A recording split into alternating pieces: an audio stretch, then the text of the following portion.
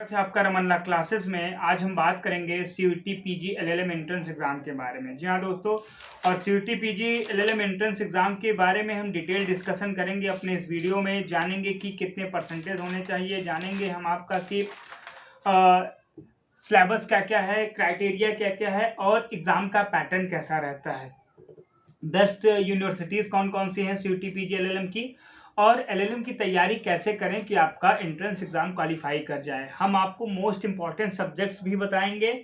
तो अगर आप इस चैनल पे नए हैं तो इस चैनल को जरूर सब्सक्राइब कर लें, क्योंकि एलएलएम से रिलेटेड सारी जानकारी आपको मिलती रहेगी, चाहे वो एयू एलएलएम हो, Lucknow university LLM entrance examination हो, आपका डीडीयू एलएलएम एंट्रेंस एग्जाम हो या पटना एलएलएम हो, कोई भी भारत के जितने बेस्ट एलएलएम एंट्रेंस एग्जाम होते हैं हम उस पर आपको टाइम टू टाइम गाइड करते रहेंगे, चीज़ों को आपको बताते रहेंगे। ठीक है, तो चलिए स्टार्ट करते हैं वीडियो।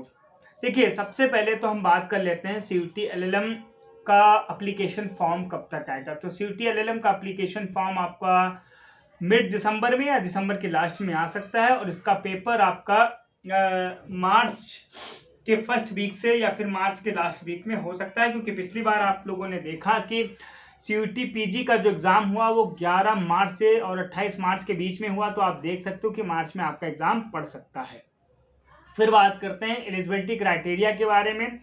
तो 50% मार्क्स जनरल के होने चाहिए और 5% मार्क्स लेस कर दीजिए, मतलब एससी, एसटी, पीडब्ल्यूडी, ओबीसी और नॉन क्रीमी। ओबीसी में जो नॉन क्रीमी आते हैं मतलब 45% इन लोगों के और 50% जनरल के। ठीक, अब रिजर्वेशन कितना है? रिजर्वेशन है 10% ईडब्ल्यूएस को, 27% ओबीसी को, 15% एससी को, 7.5% एसटी को और 5% विकलांग कोटा को। ठीक, बेस्ट यूनिवर्सिटीज कौन कौन सी हैं आप जानते हैं। दिल्ली यूनिवर्सिटी काफ़ी बेस्ट यूनिवर्सिटी है। दिल्ली यूनिवर्सिटी एक तरीके से इंडिया लेवल पे फेमस है, और काफ़ी बच्चे साउथ के या नॉर्थ के या नॉर्थ ईस्ट के या वेस्ट के कहीं से भी हों, वो यही चाहते हैं कि हमारा एडमिशन डीयू में हो जाए और हमारा जो सिलेक्शन है वो डीयू में हो जाए, क्योंकि डीयू का जो क्राइटेरिया है, डीयू का जो एटमॉस्फेयर है, डीयू की जो पढ़ाई है वो प्रैक्टिकल बेस है, काफ़ी आपके लिए हेल्पफुल रहती है अगर आप डीयू में पढ़ाई करते हो तो। इसीलिए काफ़ी बच्चे चाहते हैं कि उनका एलएलएम के लिए डीयू में हो जाए। ठीक,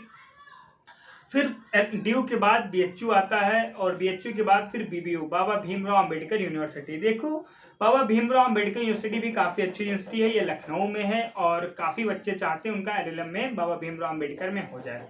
बीएचयू में एक बात ध्यान रखिएगा कि बीएचयू का भी कट ऑफ कम नहीं जाता, क्योंकि BHU as compare as Delhi के खड़ी रहती है और बेस्ट यूनिवर्सिटी है भारत की।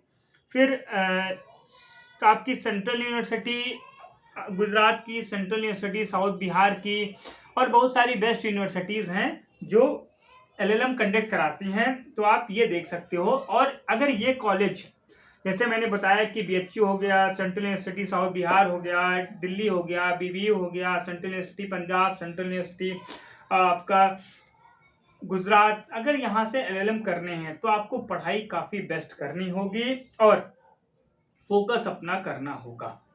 आपका जो एप्लीकेशन फॉर्म आ सकता है, मैंने फिर से बोला 2024 में आ सकता है, जनवरी में लास्ट डेट हो सकती है आपका, फरवरी में फीस पेमेंट का हो सकता है, और मार्च और अप्रैल के बीच में आपका एग्जाम हो सकता है। एग्जाम पैटर्न क्या है? देखो, 75 क्वेश्चन आते हैं। एक क्वेश्चन आपका पेपर आपका होता है 1 आवर 45 मिनट्स, और जो आपका पेपर पैटर्न है और जो पेपर आपका लैंग्वेज में आता है वो हिंदी और इंग्लिश में आता है। एक क्वेश्चन आपका 4 नंबर का है। ठीक है, 75 क्वेश्चन आते हैं आपके, एक क्वेश्चन 4 नंबर का है। इंग्लिश और हिंदी में आपका पेपर आता है। अब इंपॉर्टेंट सब्जेक्ट्स कौन कौन से हैं? सब्जेक्ट्स बहुत सारे हैं, बट इंपॉर्टेंट सब्जेक्ट्स कौन कौन से हैं ये आपको बता दे रहा हूँ। देखो, constitution, administrative law, company law, IPC, CPC, limitation act, CrPC. अब जो आईपीसी है ये बीएनएस हो गया है, जो आपका सीआरपीसी है ये बीएनएसएस हो गया है।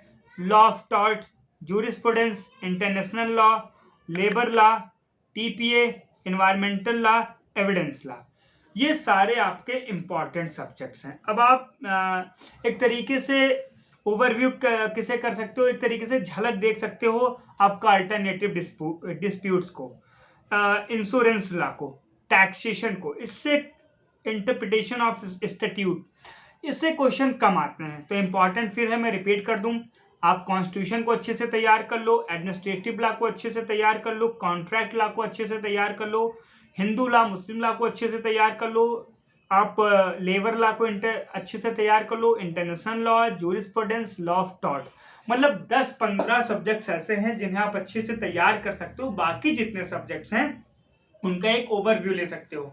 बाकी अगर आप पूछो कि सारे सब्जेक्ट्स कौन कौन से सब्जेक्ट्स आपको पढ़ने हैं, तो मैं एक बार फिर से रिपीट कर दूं, आप नोट करना। पहला कॉन्स्टिट्यूशन है, दूसरा एडमिनिस्ट्रेटिव लॉ है, तीसरा कंपनी लॉ है, चौथा आपका बीएनएस है, पांचवा सीपीसी है, छठा लिमिटेशन एक्ट है, सातवां सीआरपीसी है, 8th आपका लॉ ऑफ टॉर्ट है, 9th jurisprudence, 10th international law, 11th labour law, 12th TPA, 13 environmental law, 14 आपका एविडेंस लॉ, आपका 15 IPR, 16 contract law, 17 Hindu law, 18 Muslim law, 19 interpretation of dispute, 20 alternative disputes और 21 insurance law, 22 taxation law. इससे भी ज़्यादा subjects हैं, but मैंने जो आपके लिए निकाले हैं ये इंपॉर्टेंट सब्जेक्ट्स हैं, और मैं पीडीएफ शेयर कर दूंगा इसकी। एक बात मैंने बताया कि इससे पहले जो मैंने आपको बताया, constitution, administrative law, law of tort, law of contract, family law, आपका criminal law, CPC, limitation act, ये काफ़ी इंपॉर्टेंट हैं, इन्हें आप अच्छे से फोकस होके पढ़ लेना। बाकी अगर आपको नहीं पढ़ना है तो एक ओवरव्यू ले लेना अच्छे से, ठीक है। अगर आपको ये वीडियो अच्छा लगे तो बने रहें रमन लॉ क्लासेस के साथ, और हमारे चैनल पे अगर नए हैं तो चैनल को जरूर सब्सक्राइब कर लें। धन्यवाद।